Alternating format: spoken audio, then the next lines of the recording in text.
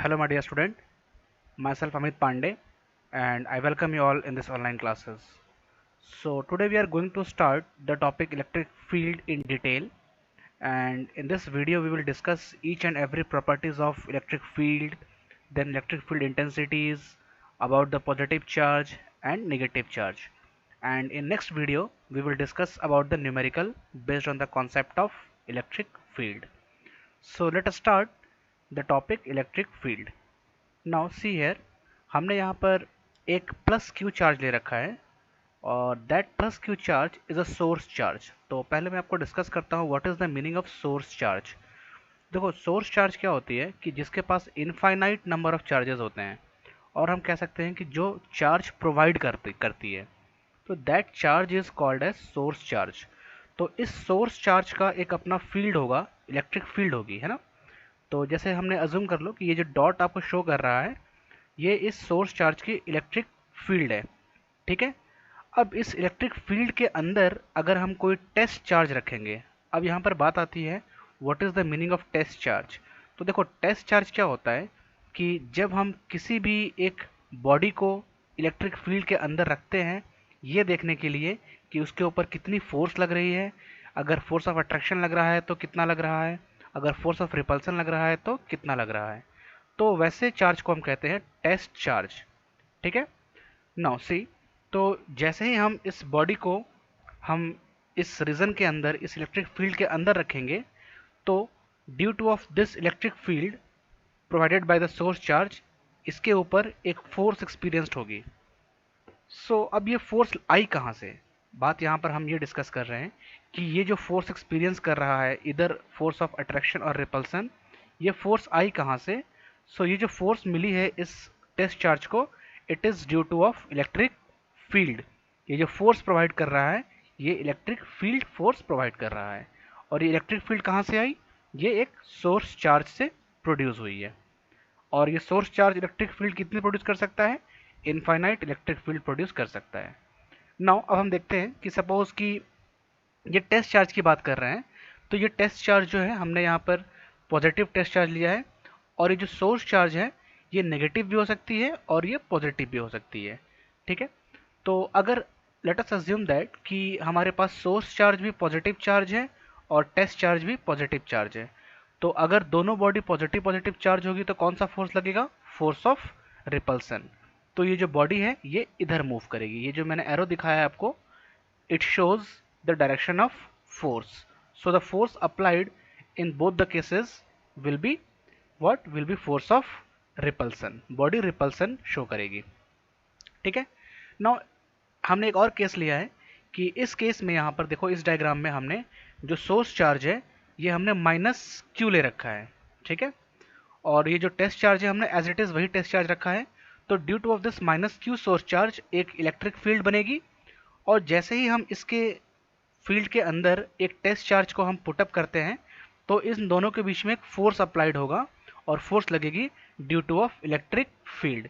अब ये फोर्स की नेचर क्या होगी, as it is negative charge and this test charge is positive charge, so the force will be force of attraction. तो body क्या होगी, अट्रैक्ट होगी।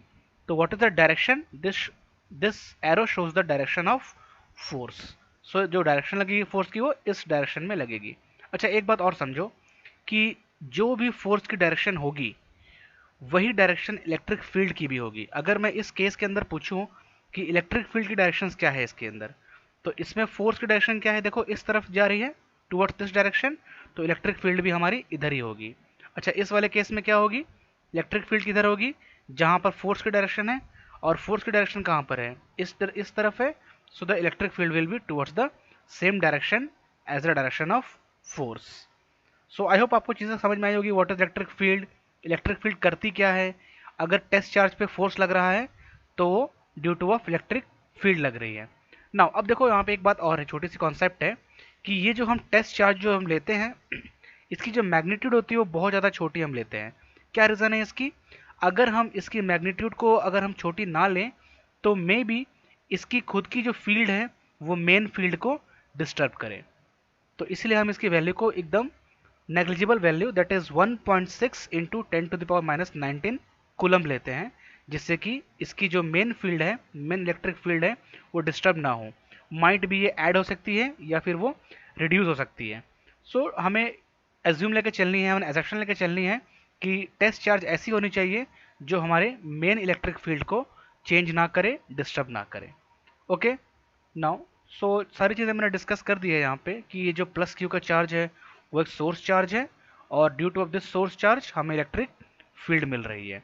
नाउ प्लस और माइनस का मैंने क्यू नॉट का चार्ज लिया है, that Q not is what, that Q not is test charge. तो ये सारी चीज़ें मैंने आपको यहाँ पर लिख रखा है कि आपको नोट्स बनाने की ज़रूरत ना पड़े, और आप इनको वीडियो को पॉज करके आप इसको नोट डाउन कर लें। So it will be very much helpful for the board exam also. ठीक है, तो ये दोनों पॉइंट मैंने आपको डिस्कस कर दी है। ना अब आते हैं यहाँ पर हम डेफिनेशंस के अंदर कि what is the definitions of electric field. तो एक्चुअली में इलेक्ट्रिक फील्ड है क्या?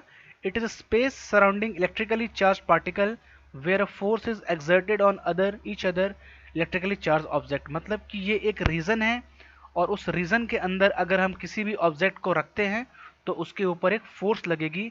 दैट रीजन और that space is called as electric field. तो इलेक्ट्रिक फील्ड एक इमेजनरी लाइन कह सकते हो आप, एक इमेजनरी लाइन है। जैसे हमने 10th क्लास में पढ़ा था magnetic field, starting from north pole ending on south pole, magnetic lines को हम कलेक्ट करके एक मैग्नेटिक फील्ड बनाते हैं। तो सेम यहाँ पर भी वही बातें हैं, वही कॉन्सेप्ट है कि इलेक्ट्रिक फील्ड लाइंस को अगर आप कलेक्ट करोगे तो एक रीजन बनेगा, एक एरिया बनेगा। उस स्पेस के अंदर अगर आप किसी ऑब्जेक्ट को रखोगे तो उसके ऊपर एक फोर्स लगेगी। दैट रीजन और that space is called as electric field. Okay, now directions का मैंने आपको कॉन्सेप्ट बता दिया है कि अगर मान लीजिए कि प्लस क्यू चार्ज है सोर्स चार्ज, और प्लस क्यू नॉट आपके पास टेस्ट चार्ज है, तो मैग्नेटिक फील्ड कहाँ लगेगी, और not magnetic field, electric field की डायरेक्शंस क्या होगी, towards the direction of force. तो फोर्स कहाँ लगेगी, इस तरफ, तो इलेक्ट्रिक फील्ड भी हमारी इस तरफ ही लगेगी।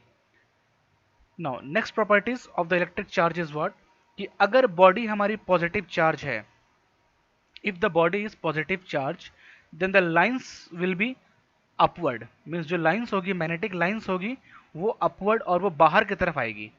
ये किस केस में, जब हमारे पास बॉडी एक पॉजिटिवली चार्ज बॉडी होगी, तो उसके अंदर इलेक्ट्रिक फील्ड लाइंस जो होंगे, दैट इज इमेजनरी लाइंस, वो हमेशा आउटवर्ड होंगे।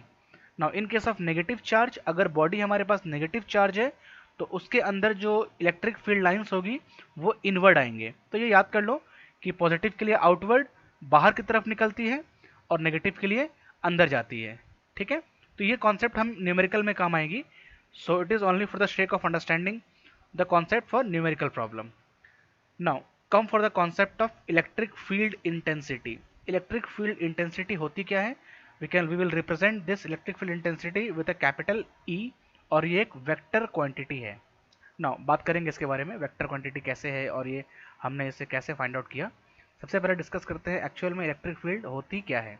देखो, अगर हमारे पास कोई एक इलेक्ट्रिक फील्ड है, जैसे मान लीजिए कि एक एरिया है, एक हमारे पास स्पेस है, तो उस स्पेस के अंदर कितनी फोर्स लग रही है, उसकी स्ट्रेंथ कितनी है, what is the strength of that space और दैट एरिया, दैट स्ट्रेंथ और force applied on the body is called as electric field intensity. मतलब उस पूरे रीजन की जो स्ट्रेंथ होगी किसी पर्टिकुलर पॉइंट पे, उसे हम कहेंगे electric field intensity. So as per definition, electric field intensity at any point, किसी भी पॉइंट पर इलेक्ट्रिक फील्ड इंटेंसिटी क्या है, it is the strength of electric field at that point. उस पॉइंट पर इलेक्ट्रिक फील्ड की स्ट्रेंथ कितनी है। अच्छा, स्ट्रेंथ से होगा क्या, स्ट्रेंथ से क्या होगा कि हम जो फोर्स बॉडी पे अप्लाई हो रही है, सपोज कि कोई टेस्ट चार्ज है और वो बॉडी पे वो कितनी फोर्स लगेगी उस टेस्ट चार्ज पे, तो it depends upon the strength. अगर फील्ड की स्ट्रेंथ ज़्यादा है तो जो फोर्स लगेगी वो ज़्यादा लगेगी, अगर फील्ड की स्ट्रेंथ कम है तो फोर्स क्या लगेगी, कम लगेगी। सो ये सारी चीज़ें हमें कैसे मिलता है, by finding electric field intensity. अगर हमारे पास इलेक्ट्रिक फील्ड इंटेंसिटी की वैल्यू है तो हम बता सकते हैं कि ये इलेक्ट्रिक फील्ड हमारी कितनी स्ट्रांग है। ठीक है, now come for the concept here. So हमने यहाँ पर दो पॉइंट लिया है, एक तो O पॉइंट और एक हमने P पॉइंट ली है।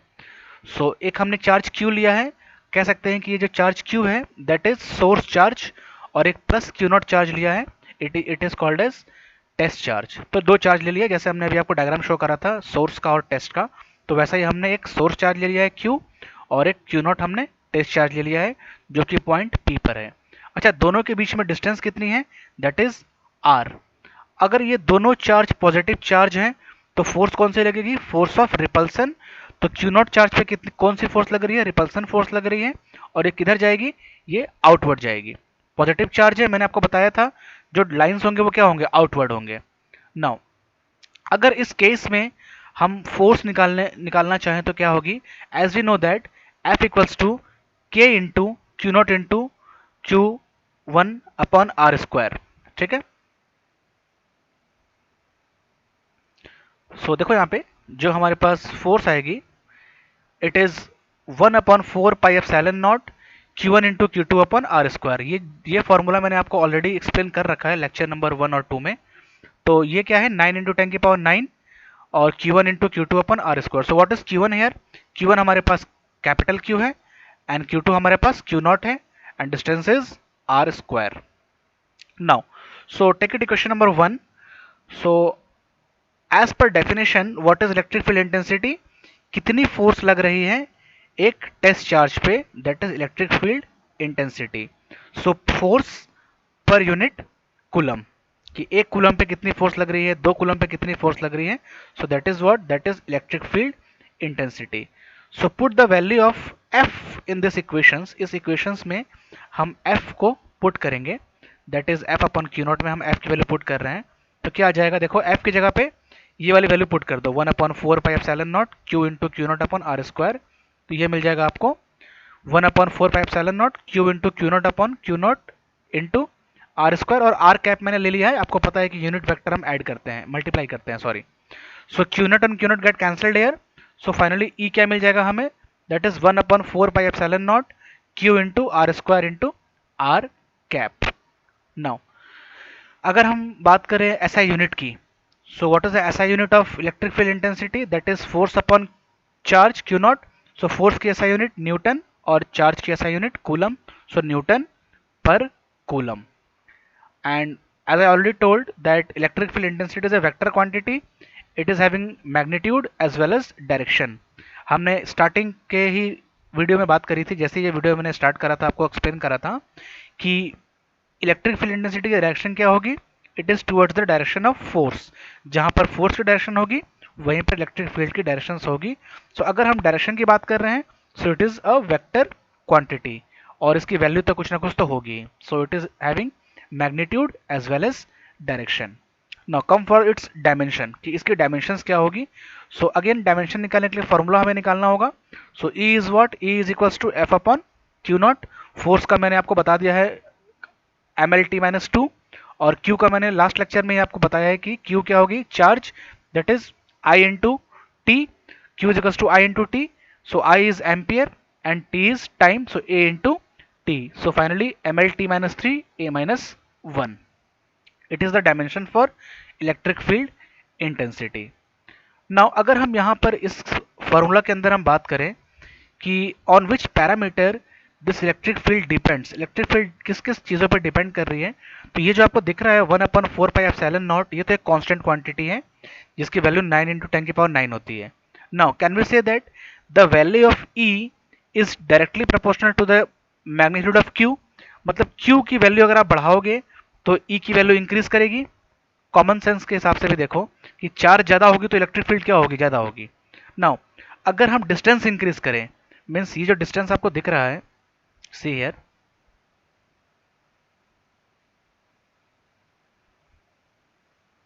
अगर हमें डिस्टेंस को इंक्रीज करेंगे तो ये जो क्यू नॉट की चार्ज है वो यहाँ अगर हमने रख दिया तो इस पर फोर्स क्या होगी, कम लगेगी। सो फोर्स मतलब क्या कह दिया हमने, इनडायरेक्टली इलेक्ट्रिक फील्ड क्या लगेगी, कम लगेगी। सो बाय डेफिनेशन और बाय फॉर्मूला ऑल्सो हम देख रहे हैं यहाँ पे कि जो ई है electric field intensity, it is inversely proportional to the distance between two charges. तो यहाँ से दो चीज़ें हमें निकल के आ रही है, क्यू इंक्रीज होगी तो ई इंक्रीज होगी, और अगर आर इंक्रीज होगी तो ई हमारे पास डिक्रीज होगी। Now come for the next point.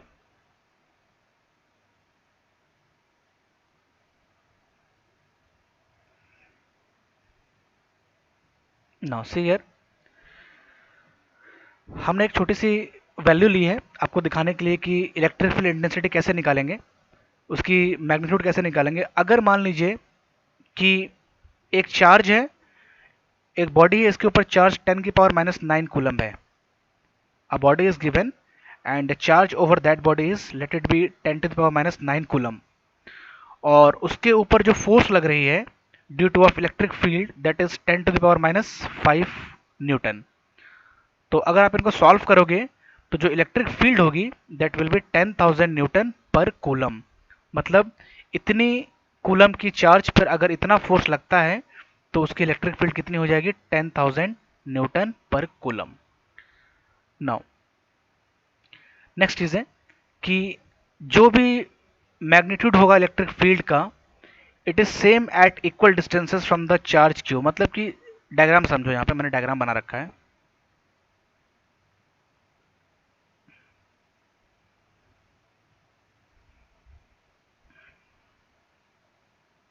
Now see, अगर मान लीजिए कि ये हमारे पास एक सोर्स चार्ज है और ये इसकी इलेक्ट्रिक फील्ड है, तो मैंने स्टार लगा रखा है, ये स्टार, ये स्टार, ये स्टार, अलग अलग स्टार मैंने लगा रखा है।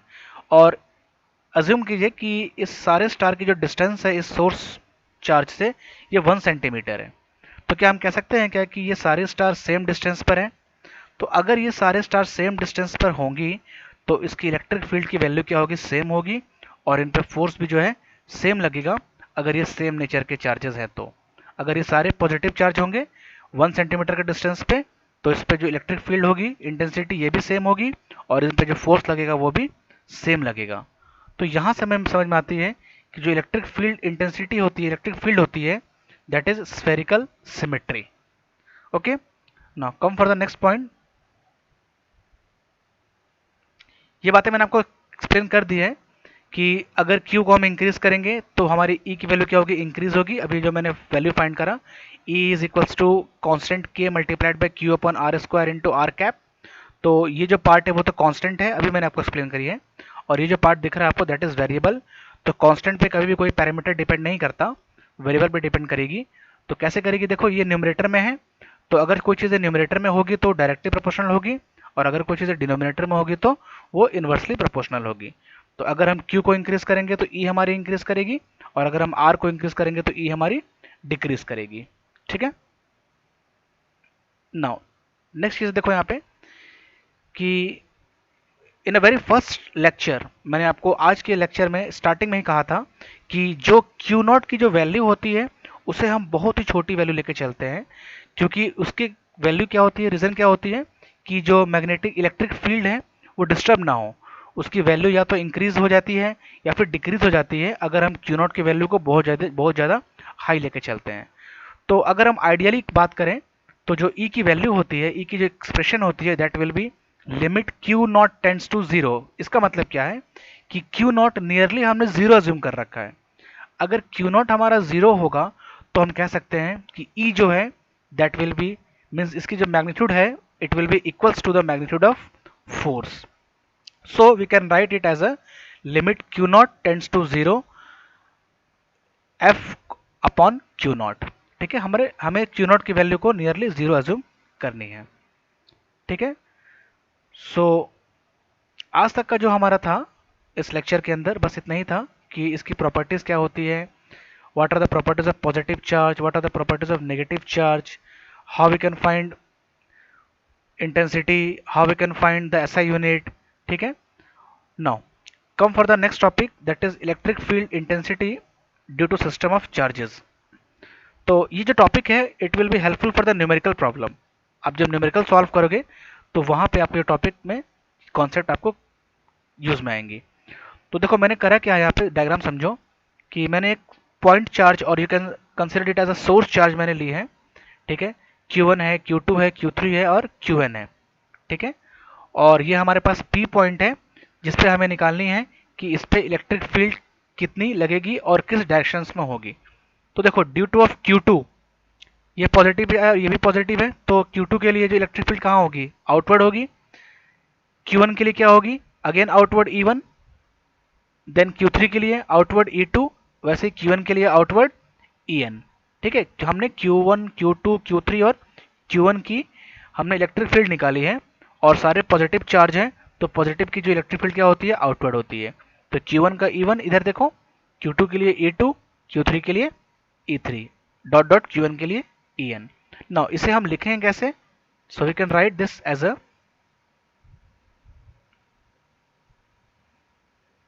नाउ देखो यहाँ पे, तो इनकी इंडिविजुअल इलेक्ट्रिक फील्ड को आप वेक्टरी ऐड कर सकते हो। So it get added as a vector summation.